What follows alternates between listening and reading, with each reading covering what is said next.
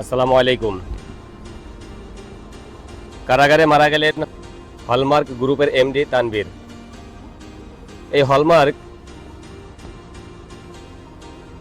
লোনের নামে ব্যাংক থেকে হাজার হাজার কোটি টাকা সে দুর্নীতি করেছেন এবং তার হলমার্ক গ্রুপের যে নামটা ছিল সেটাও ছিল ভুয়া। সেই হলমার্ক গ্রুপ সেটাও ছিল ভুয়া। হলমার্ক গ্রুপ বলতে আসলে কিছুই নাই। এইরকম একটা বেনামে বা ভিত্তিহীন একটা গ্রুপের নামে হাজার হাজার কোটি টাকা দুর্নীতি করলেন এই হলমার্ক গ্রুপের এমডি তানভীর। কি করলেন? টাকা দিয়ে কি করলেন? সেই টাকা কি তাকে বাঁচাতে পারলো? শেষ সময় তার মৃত্যু হলো কারাগারে।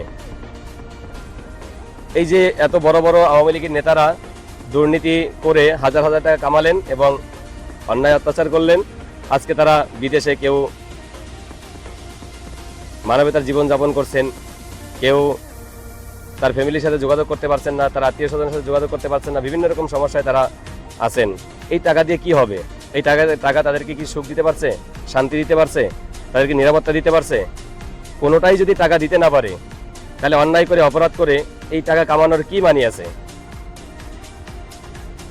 এই মানুষগুলো বাংলাদেশের পরবর্তী যারা রাজনীতি করবেন তাদের জন্য শিক্ষণীয় হতে পারে, পরবর্তীতে যারা দুর্নীতি করবেন তাদের জন্য শিক্ষণীয় হতে পারে, তাদের জন্য দৃষ্টান্ত হতে পারে যদি তারা গ্রহণ করেন।